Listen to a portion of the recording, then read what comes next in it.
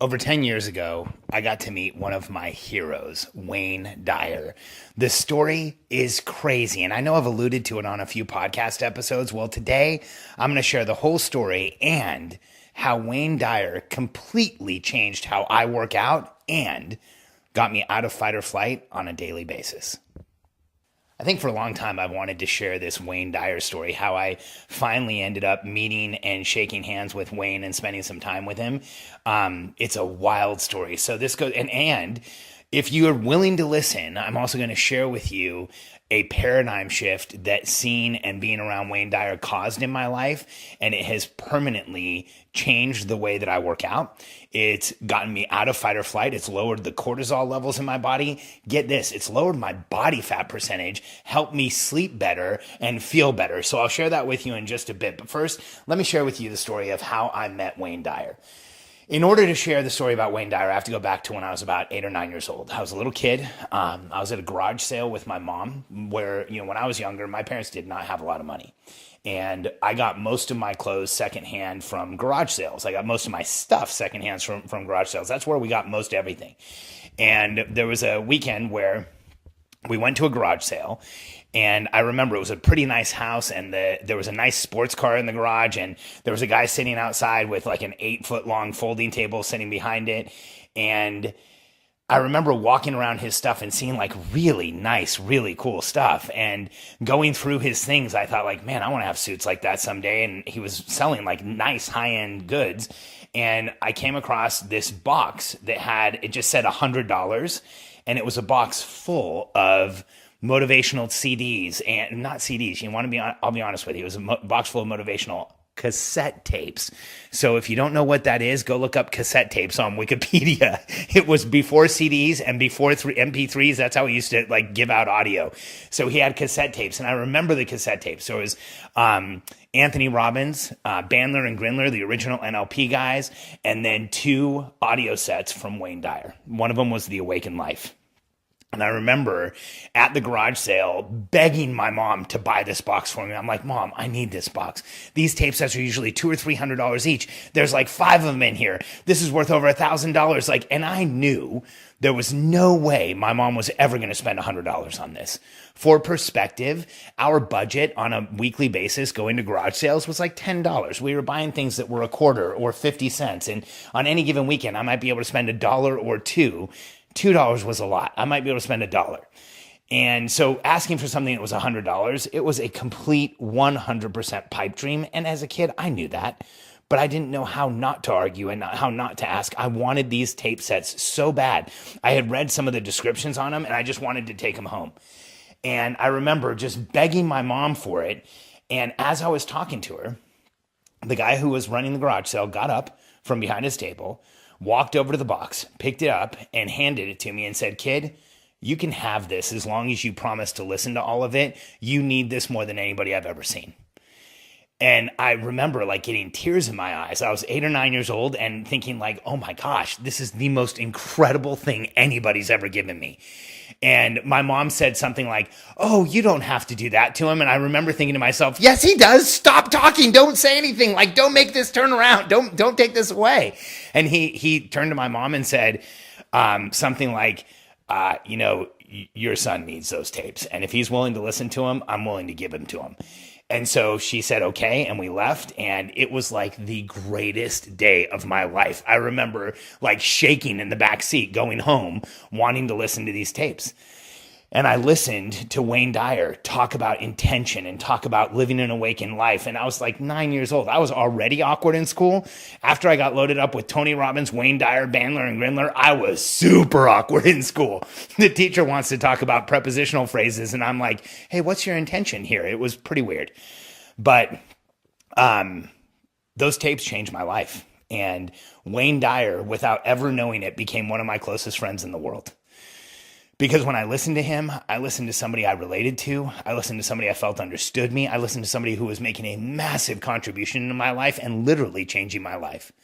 Well, flash forward over 20 years. Katie and I were living in South Florida in Boca Raton. I was doing Bikram yoga on a daily basis. So I made this commitment one year over 10 years ago, before Reagan was born, where I was going to do Bikram yoga every day for a year. And so I was like, even when we traveled, I found yoga studios. I did tons of research. I made sure that I was going to do it every single day. I didn't actually pull it off. Out of 365 days, I made it to yoga classes 363. I missed 2.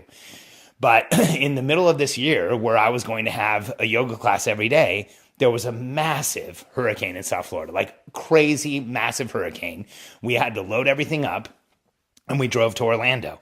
We escaped South Florida to Orlando. And so we drive up to Central Florida. I used to live there. We got a hotel room, and I immediately had to figure out where I was going to do Bikram yoga. So I started scrambling around and figure out there was a yoga studio so that I could go to yoga that afternoon. So Katie and I, we checked into the hotel, dumped all our stuff. You know, when you're packing for a hurricane, nothing's perfect. So I think we went and had to go buy socks or something like that. And then we went and did yoga at this Bikram yoga studio. And afterwards, I was in the locker room changing. Bikram is hot yoga. So you're doing it at like 120, 115, 120 degree room. You sweat so much, your towel looks like it was dipped in water. And so I went into the locker room, rinsed off. I was putting my clothes on. And from behind me, I heard this incredible voice. And I thought like, holy cow, I know that voice. And I turned around and I looked, and I remember staring at this guy who only had a pair of boxer shorts on. And I said, "You're Wayne Dyer." And he goes, "You're right, Alex. How you doing?" And I remember thinking, how the heck did Wayne Dyer know my name? Like, what is going on? And I said, "Hi, how do you know my name?" And he kind of laughed and he said, "Alex, we've been doing yoga together in Boca Raton for the last 3 months. I usually stand right behind you or somewhere in the back row, but I've been in your class. I mean, you go a lot. I've been in classes with you a couple times a week for the last 3 or 4 months." And I remember thinking, how crazy is it that I've been so focused and so self-conscious? Let's be honest. That's what it really was in these yoga classes. I was so self-conscious that I hadn't noticed Wayne Dyer was working out right behind me. He lived in Boca. And so he had been in my classes. He even knew my name. And I remember saying, like, I can't believe that, you know, I said, "You don't understand. You're one of my childhood heroes." I listened to An Awakened Life when I was 9 years old. I started, like, explaining to him what the tape set meant to me and how much it had changed my life. And so here I am in a locker room. Wayne Dyer's in his boxer shorts. I'm telling him how important he is to me. I'm having this huge emotional moment. And then I realized, like, hey, I'm in a locker room. I should probably chill this out. And I said, and I was like, "Hey, I'm going to get dressed, but I'd love to talk to you for a minute." So I like got dressed. He got dressed. We went outside. We were walking out of the yoga studio. Katie was there. I introduced him to Katie, and he said to us, "Hey, you know, I'm doing this big event at the Orlando Convention Center. Why don't you guys just come over tomorrow? It's at 11 o'clock. I'd love to have you there. Just come as my guests." And we're like, "That's great. We would love to. We're up here. You know, we ran away from the hurricane. We don't really have a lot to do. So it's on. We have a date with Wayne Dyer the next morning. We're going to be his guests at this event." And we left the yoga studio. It was probably 5 minutes later that I turned to Katie and I'm like, "What are we going to do tomorrow when we go to the convention center? Like, how are they going to actually know that we're Wayne Dyer's guests? Like, how does this work?" And she's like, "I have no idea." And I said, "Do you still want to go?" She's like, "Yeah." So we went to the convention center the next day. The Orlando Convention Center is massive. There's sometimes 20 or 30 conventions going or conferences going on. So we asked where Wayne Dyer was. We got pointed in the right direction. We went over to the room where Wayne Dyer was going to be speaking, and we found somebody in a uniform. And I walked up to him and said, "I've got this weird situation. Yesterday I was in a yoga class and Wayne Dyer was there and he told us to come." And the woman was like, "Oh, give me a second. Go talk to this person." And we got pointed to one of Wayne's personal assistants. And we walked up to her and I repeated that. I said, "Yesterday we were in a yoga class. Wayne told us, or, you know, Dr. Dyer said we should come here and be his guest." And she's like, "Oh, great. This happens all the time. Here, follow me." And I followed her to the front row of the event, like literally the front row. So we were placed in the front row around Wayne's family and the people who knew him. And we sat there and we watched him present, and it was incredible. And I remember he walked out in bare feet. He did, you know, he talked about the stuff he normally talks about. But then for some reason that day, he went long on walking. He started talking about how much walking does for the soul and what it does for the physiology and how important it is. And I want you to know something. When he first started talking about walking, This was back when I was doing Bikram yoga, hot yoga. I was lifting weights. I was getting up and running a few miles 3 or 4 times a week. I was doing everything hard. I was pushing myself. I was tough. I was going to be a man. I was going to work out in a way that was, aggressive and show who I was. And I was sitting there, and as soon as he started talking about walking, I was like, walking is for kids. Like, walking's for babies. Walking's for old people. Why would I walk? But it didn't go away. I listened to the rest of his presentation. It was actually amazing. We hung out with him, with his daughter, with his team. We spent a ton of time at the conference center. I really felt so privileged to be there that day. And then we left, and I just couldn't get over how much Dr. Dyer had talked about walking, about how much Wayne had talked about like this one exercise, how it's so life-changing. And as we spent the next few days, what started happening in my mind was I started lining up like all the times I had read about or thought about or had investigated an entrepreneur, and there was walking in their background. Like Nikola Tesla would go to bed after having walked around barefoot, would curl his toes because he felt it made him more creative. Einstein refused to wear shoes. Jobs would walk barefoot anytime he took a meeting that was going to be uncomfortable because he knew it helped him offload pressure and noise. And more throughout history, when I read about successful people, a huge part of what they did was walk and not wear shoes and be barefoot and feel the world around them. And so I started studying walking. I actually got crazy deep into walking. And here's what I found.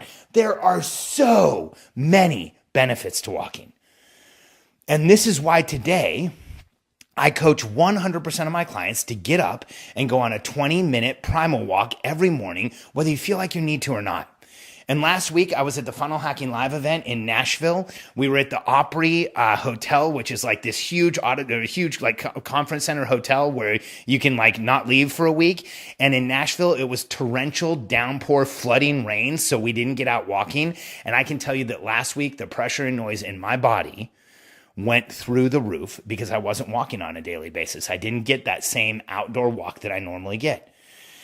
And if you're willing to get up in the morning and go on a 20-minute walk, I want you to understand the benefits it will give you. So first, bilateral stimulation of the body. When you walk, you actually offload pressure and noise the same way some therapies do. By walking, we as humans actually offload the trauma that we have accumulated through the day. That very act of walking, just that bilateral stimulation, it's therapeutic for us. So doesn't it make sense that the organism we are, hunter-gatherer organisms, that throughout history would have had to walk constantly, that we also would take on tons of trauma throughout history, but walking it would let us release it. So every morning you get up and walk, you're releasing that trauma. Second, when you get up and walk and you breathe in and out through your nose, if you breathe in slowly, in and out through your nose, as you walk, here's what happens. You actively convince your nervous system and your entire mind, your brain, your body, everything, that you are not in fight or flight. As entrepreneurs, as evolutionary hunters, we get into fight or flight all the time. In fact, most of us live in a preloaded state where we're on the verge of getting into fight or flight. If you're willing to get up and walk in the morning, you offload that tension, you offload that trauma, you convince your body you are not in fight or flight. What does that do for you? It increases awareness. It increases presence. It gets you into the room more. It gives you more capacity. It puts more gas in the tank so that you can be and do more of who you are. Third, by getting up and walking every morning, you actually increase your energy levels that you have. So I worked with a marathon runner who lives in England. He's a chiropractor, marathon runner, worked with him for about a year. And when he first heard this suggestion on walking, he was like, Alex, I get up and I run 7 miles a morning on a bad morning. Why do I need to walk? And so I had the conversation with him about getting out of fight or flight, bilateral stimulation, walking helps you calm down. And so he started walking before he did his training runs. Well, I got a call about 6 months later, and he had just had a personal record in the London Marathon, and he attributed it to getting up and walking every morning, including the morning of the marathon. Because he started that race, his body wasn't in fight or flight. He was more calm, more aware, more present, more able to be in the room. Walking is incredible what it will do for you if you do it every morning.